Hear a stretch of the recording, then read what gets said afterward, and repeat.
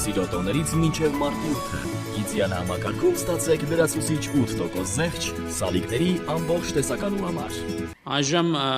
ռազմավարական ծրագրի մշակմանը կցանկանամ անդրադառնալ, որը մի առանձնահատուկ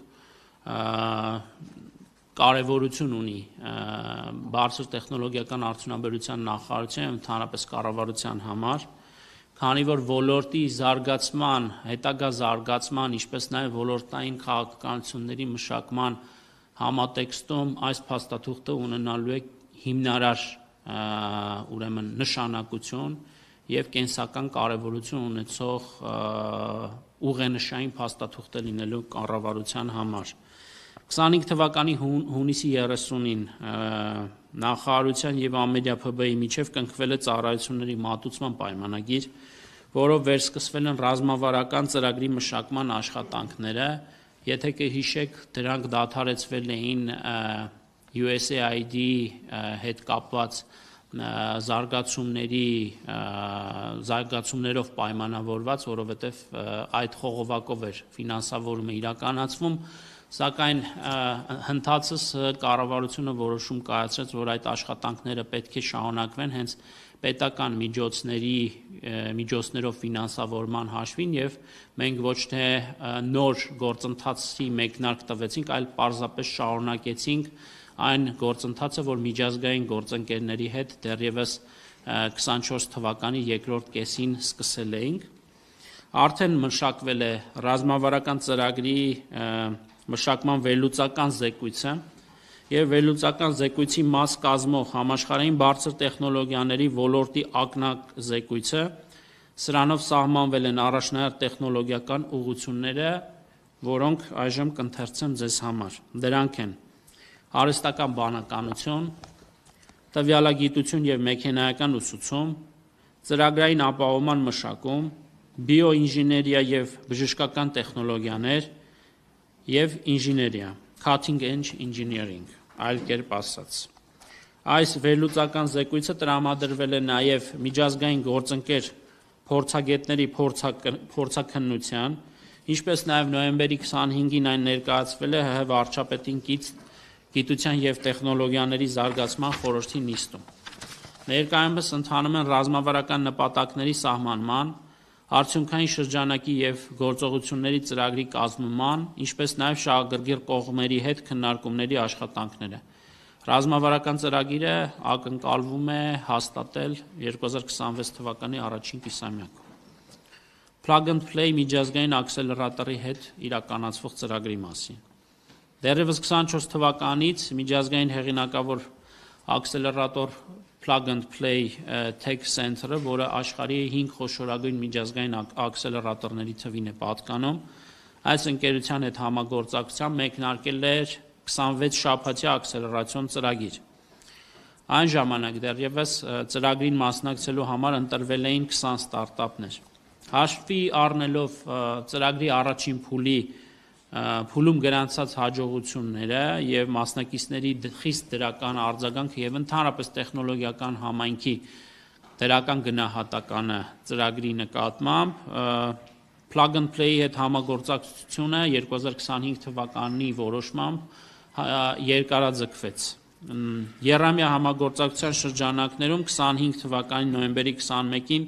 ընկերությունը Հայաստանում գրանցել է Plug and Play Երևան ընկերությունը և դեկտեմբերի 12-ին ընկերության հետ կնքվել է պայմանագիր։ Ծրագրի շրջանակում կիրականացվեն 2 ինկուբացիոն, 2 նախաաքսելերացիոն և 2 աքսելերացիոն ծրագրեր։ Յուրաքանչյուր ծրագրին կմասնակցեն 15-ից 20 ստարտափներ։ Այս ընթացքում իրականացվել է ներուժ Սփյուռքի տեխնոլոգիական ստարտափների ծրագիրը 25 թվականին աշխարհի 18 երկրից ստացվել է 60 հայտ, հրավիրվել են 32 ստարտափներ, 6 ստարտափ հաղթող է ճանաչվել։ Գաղափարից բիզնես դրամաշնորհային ծրագիրն է իրականացվել 25 թվականին, գաղափարի փուլ բաղադրիչի շրջանակում ստացվել է 66 հայտ, առաջին փուլը հաղթահարած 53 ընկերություններից հաղթող է ճանաչվել 19, որոնց տրվել է յուրաքանչյուրին մինչև 5 միլիոն դրամի հասնող դրամաշնոր, իսկ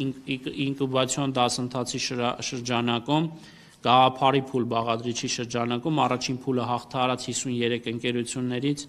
ընկերություններ հնարավորություն են ստացել մասնակցելու ինկուբացիոն դասընթացին իրենց գաղափարները առևտրայնացնելու հնարավորության և տնտեսությունում նոր արժեք ստեղծելու նպատակով։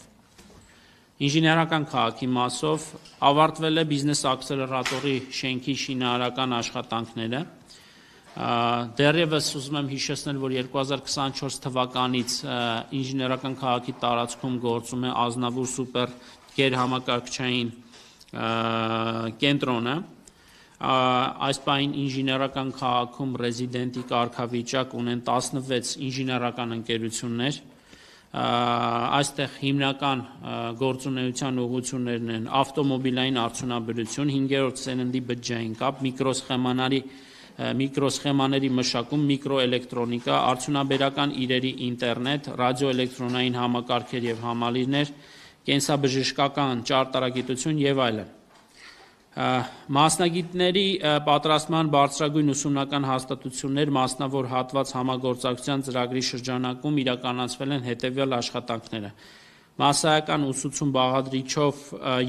Հայաստանի Հանրապետության 7 մարզերում կազմակերպվել են տարատեսակ տեխնոլոգիական դասընթացներ, այստեղ ներգրավված է եղել ավելի քան 700 մասնակից։ Գործնական հմտությունների կատարելագործում բաղադրիչի շրջանակում կազմակերպվել է կիբերանվտանգության ուղղությամբ հաքաթոն, որին ներգրավված է եղել նաև ամերիկյան SimSpace հեղինակավոր կազմակերպությունը։